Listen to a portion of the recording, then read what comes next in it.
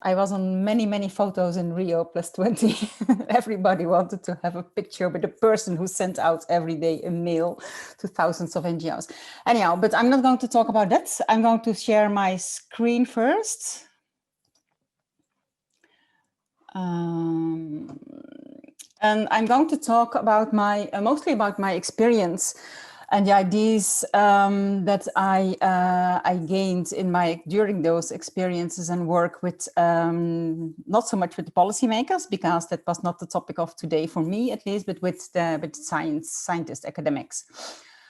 It is quite a challenge to work from an NGO to work with scientists and academics.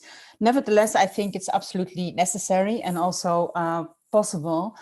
For an NGO, when you do an activism, and activism for me is not only campaigning in the street or so, it's also having good contacts, with policymakers, doing advocacy, etc. It's very important to have good knowledge of the topics you focus on, especially when you talk with policymakers. I mean, they're expert on that one single topic. As an NGO, you have to cover many things. So it's when you start to talk with them, it's important that you know on what you are talking about, so that at least they feel that they are talking on equal terms. For that, it's also often very necessary to have contacts with scientists, or at least that you did read the articles in the journals that are really, let's say, backing your arguments. What is also important, because I'm a system change thinker, is that you detect the system where your topic is embedded in, because policymaking is not always just one single thing. It's often a chain of things. Like if we are talking about the Green Deal or circular economy or investments, etc., that is embedded in a broader topic. So it is important that you also, as an NGO, of course, know that. For that, science also can help. I mean, scientists. For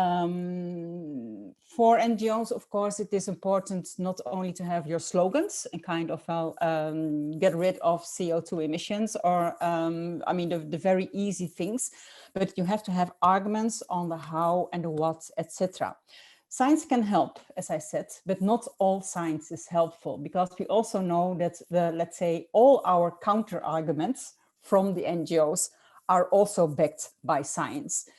And then we can, of course, discuss what kind of science is good, what is not good, etc.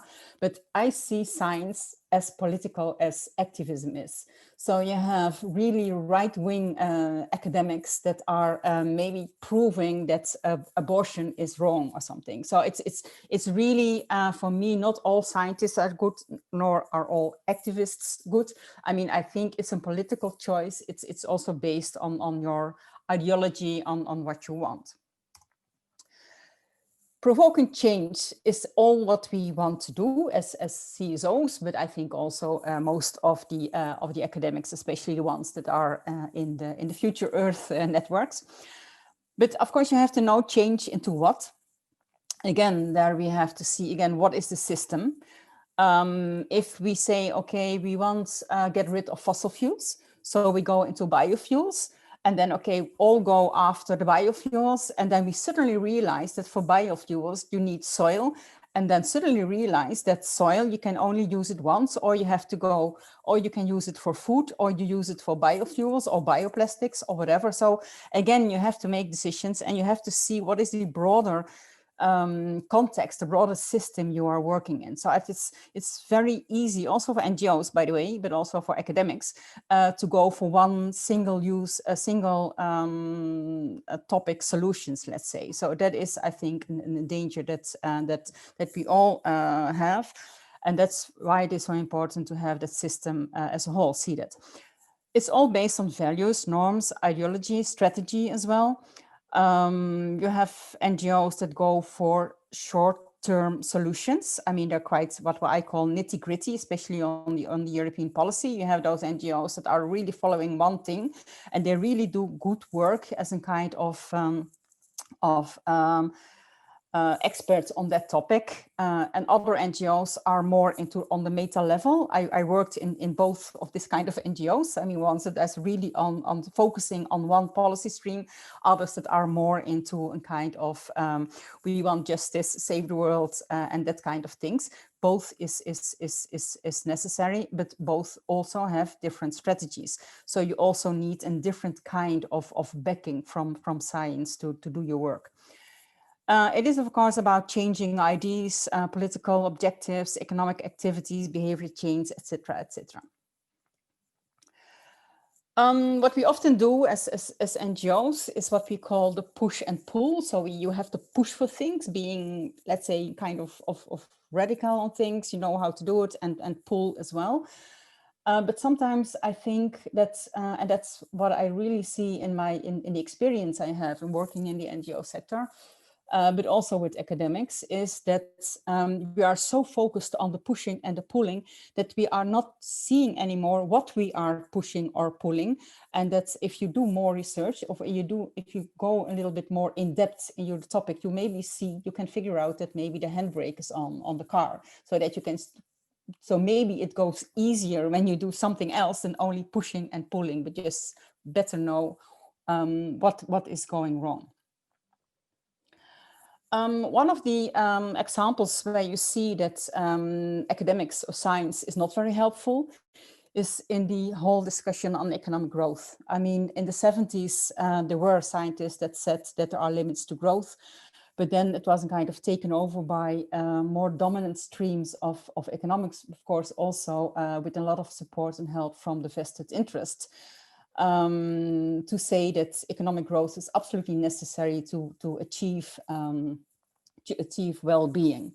So there I can say that science and scientists can be also a barrier instead of a leverage, because you really have to go over it and come again with counter arguments, even if they were already there, but they were kind of undermined, and kind of reinvent again another way of thinking and looking at things.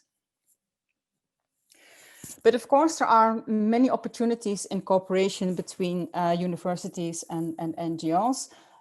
It is indeed about detecting the gaps in research. It is also about co-designing the research. What NGOs often do, and I think it's necessary, although Hali, you can maybe say that it's a kind of getting traumatized with that.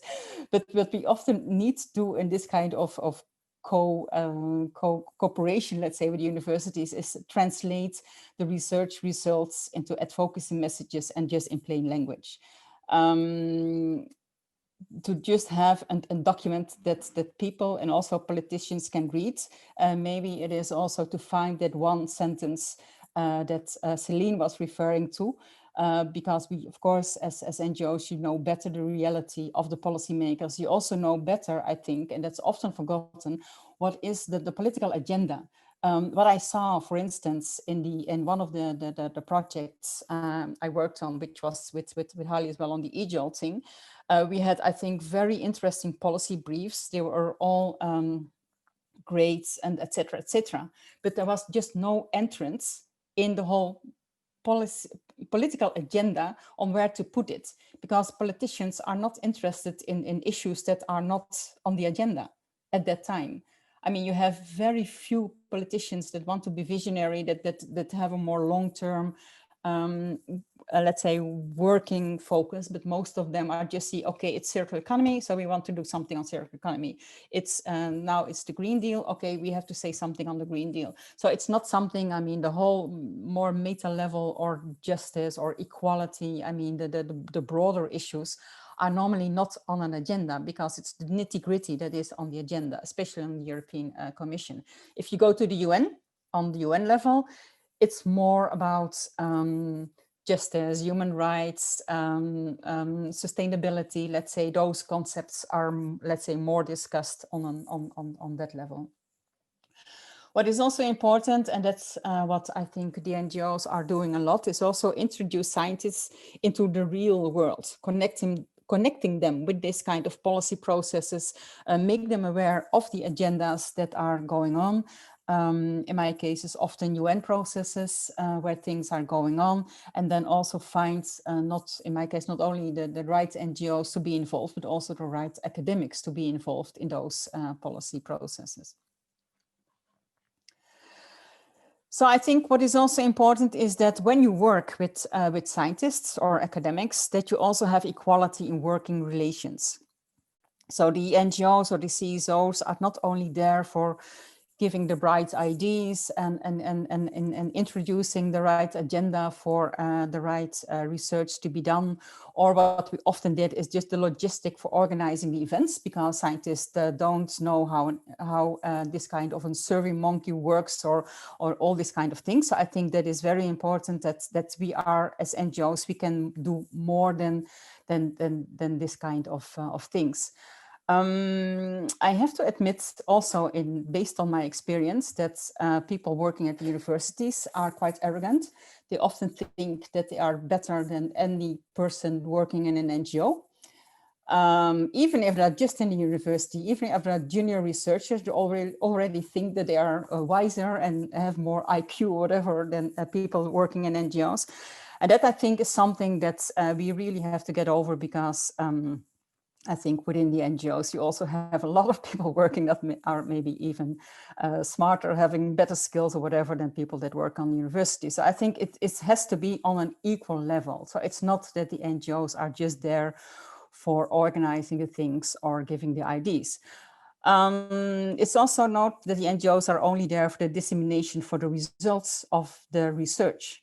As universities don't tend to have a lot of networks. I mean, networks with not non-university people, so more the general public or policymakers or newsletters or even with journalists, etc.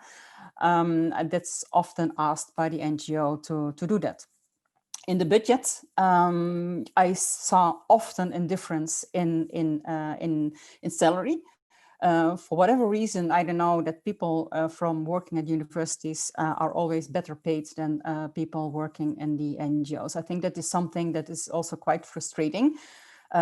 It did not happen a lot in the projects I worked for, because I just refuse to work for a less salary than a kind of equal person in another organization or in business as well. I mean, we saw it there as well. The business salaries are also higher. But then I think in this kind of projects, you have to create a kind of equality in working relations. If not, it just doesn't work, I think. But in general, of course, I'm very positive, and also for the reasons that Haley already gave in her input, that it's a learning exercise. I mean, you learn a lot, not only from the scientists, but also from the other NGOs. Most of the projects I was involved in were international, European or international. I listed the projects that I know all the people from in this that we have now in our plenary or in our panel, I would say. So the SPREAD project was on sustainable consumption and production, CSEC on ecological economics, it was with Harley. SPREAD was also with Sylvia, EJOLT was also with Sylvia, with Harley, and Think 2030 was with Celine. So I think, yes, it is very interesting to work from an NGO side with scientists because of the learning, but also because of the teaching as well. And so in general, I think it is very productive to do this.